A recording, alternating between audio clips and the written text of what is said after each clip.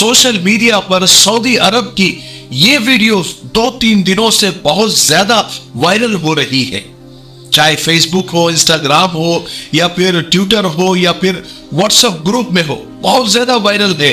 लोग इसको शेयर कर रहे हैं, इसके पीछे की अलग अलग कहानी बता रहे हैं और इसके पीछे की जो हकीकत है शायद आप लोगों को पता होगी। अगर नहीं पता है तो आज हम आपको बताने वाले हैं कि इसके पीछे का वाकया क्या है, इस वीडियो की हकीकत क्या है। इस वीडियो में आप देख सकते हैं कि बहुत सारे सऊदी लोग एक जगह इकट्ठा है। कोई अपना जुब्बा उतार रहा है, कोई अपना रुमाल उतार रहा है, यहां तक कि कोई अपना बनियान भी उतार रहा है और इज्जत और फख्र समझे जाने वाली अपनी दस्तारें उतार कर फेंक रहे हैं। तो कोई ऊंटों की तरह अपने घुटनों को बांध कर नीचे बैठ रहा है, कोई अपने खंजर तलवारें जमीन में गाड़ रहा है और कुछ तो अपने सरों पर मिट्टी डाल रहे हैं। यानी अजीब और गरीब हरकतें ये सऊदी लोग कर रहे हैं। इनको देखकर लोग सोच में पड़ गए हैं कि ये सऊदियों को हुआ क्या है, ये लोग ऐसा क्यों कर रहे हैं। बहुत सारे लोग जानना चाहते हैं कि ये माजरा क्या है, इसकी पीछे की हकीकत क्या है। तो मैं आपको बता दूं कि इसके पीछे एक बहुत दर्दनाक कहानी है, एक बहुत गमनाक वाकया है। वो ये कि सऊदी अरब का एक शहर है नजरान, जो कि यमन बॉर्डर के करीब है। ये वहां का वाकया है कि 2 कजन भाई थे जो बहुत अच्छे दोस्त भी थे, लेकिन किसी बात पर दोनों में बहस शुरू हो गई। बहस हुज्जत तक पहुंची और हुज्जत झगड़े तक पहुंची और उसके बाद मोहम्मद मुरसल नामी शख्स ने गुस्से में आकर अपने कजन भाई को कत्ल कर दिया, या फिर यूं कहा जा सकता है कि उसके हाथों कत्ल हो गया। बहरहाल कत्ल होने के बाद पुलिस आकर मोहम्मद मुरसल को गिरफ्तार करती है और उसे जेल में डाल देती है। चूंकि सऊदी अरब में शरिया कानून चलता है, वहां पर किसी का फोन कॉल नहीं चलता, किसी नेता की पर्ची नहीं चलती या रिश्वत नहीं चलती। शरीयत में खून का बदला खून है, किसास कत्ल के बदले कत्ल। बहरहाल मोहम्मद मुरसल को पुलिस गिरफ्तार करती है, कोर्ट में केस चलता है और एक दिन कत्ल साबित हो जाता है। वो भी ऐसे सालों साल नहीं कि 10 साल हो गए, 20 साल हो गए।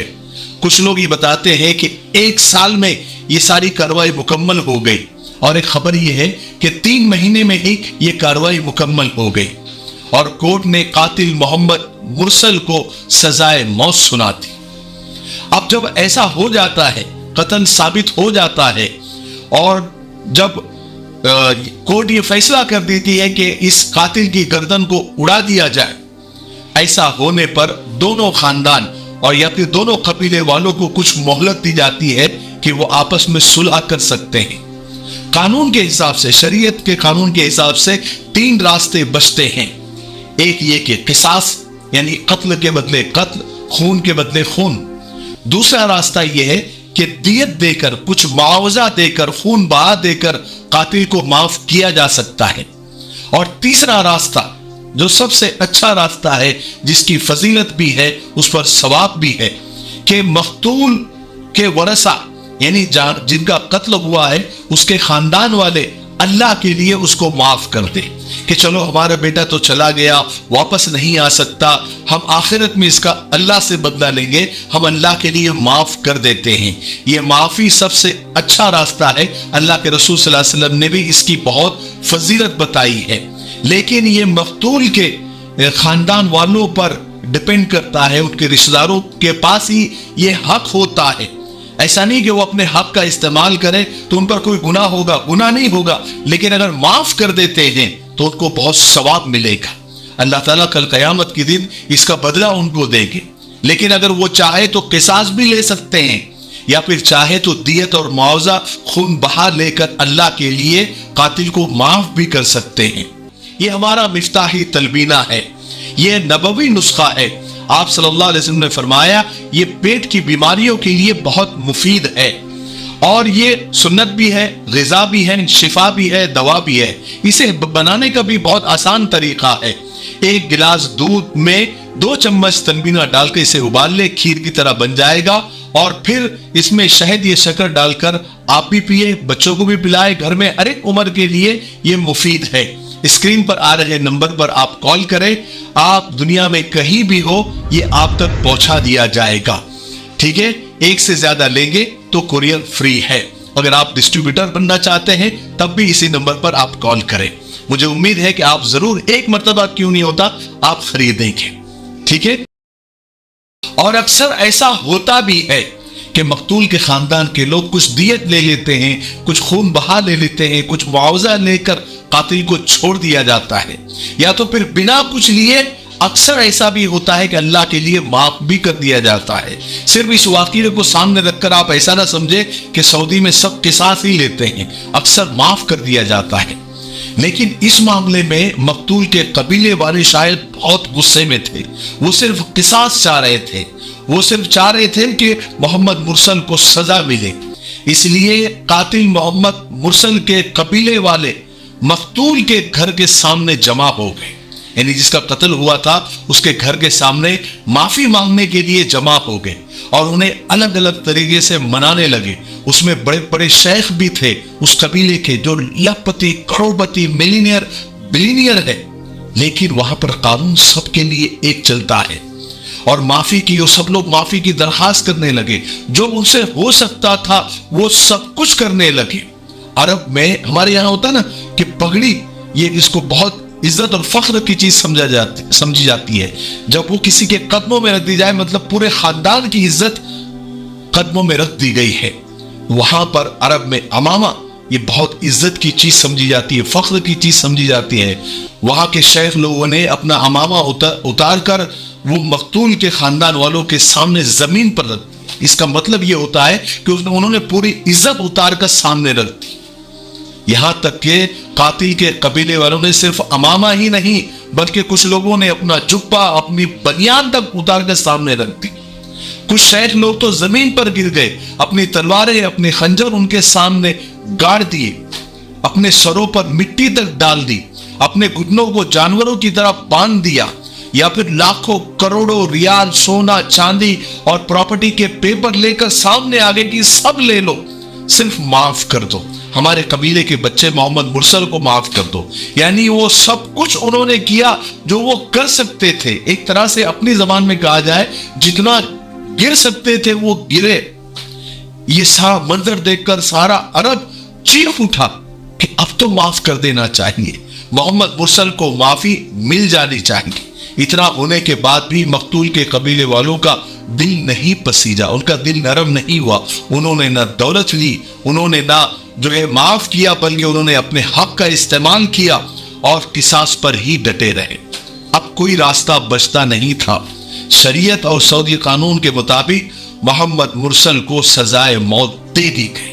کہتے ہیں کہ محمد مرسل کی آخری خواہش اپنے ماں سے ملنا تھا، سو اسے ملا دیا گیا۔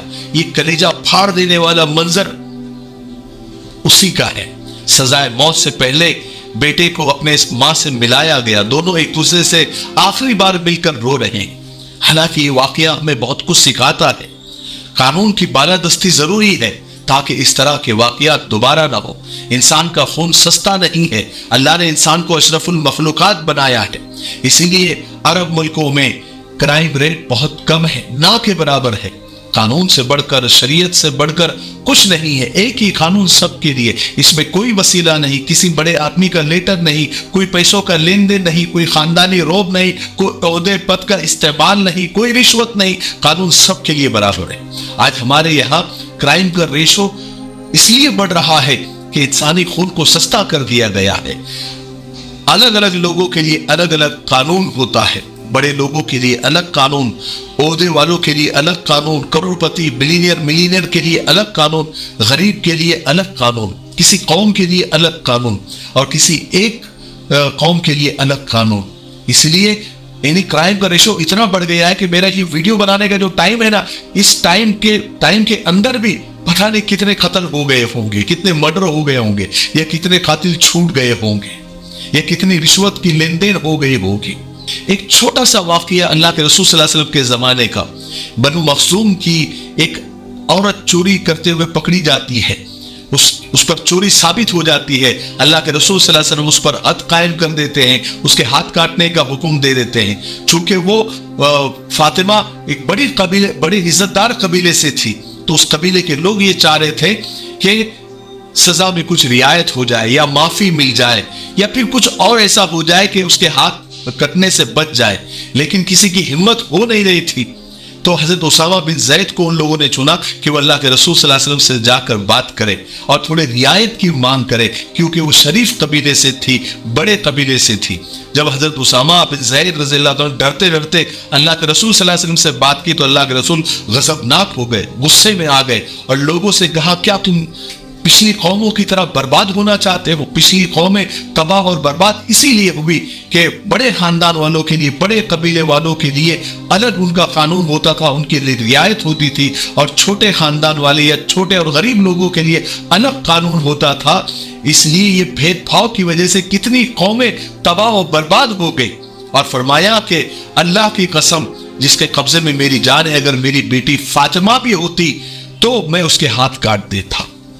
یہ ہوتا ہے قانون، اور یہ ہوتی ہے قانون کی بالادستی، اور یہی اللہ، اگر یہ قانون دنیا میں جو ہے قائم ہو جائے تو کرائم نہ کے برابر ہو جائے گا۔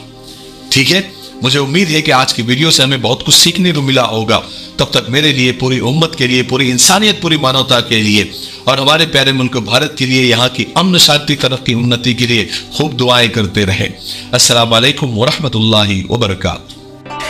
دوستو، بھائیوں اور ساتھیوں، لیجیے آپ کی سیوا میں ہم ایک ایسا حلوہ پیش کر رہے ہیں جس کا نام ینگ رائڈر ہے، جو سرکار سے مانیتا پراپت ہے، منظور شدہ ہے، جس کا کوئی سائیڈ ایفیکٹ نہیں، 100% آیورویدک۔ یہ حلوہ نہ صرف آپ کی مردانہ کمزوری کو بھرپور طاقت میں بدل دے گا، آپ کی ویریہ منی دھاتو کو گاڑھا کرے گا، آپ کی ٹائمنگ کو بڑھائے گا، بلکہ آپ کے نروس سسٹم کو طاقت دے کر آپ کو ایک ہیلدی مرد بنا دے گا۔ خرچ کم، فائدے انیک۔ ایک مرتبہ ضرور آزما لیجئے، دیکھ لیجئے، زندگی بھر آپ یاد رکھیں گے۔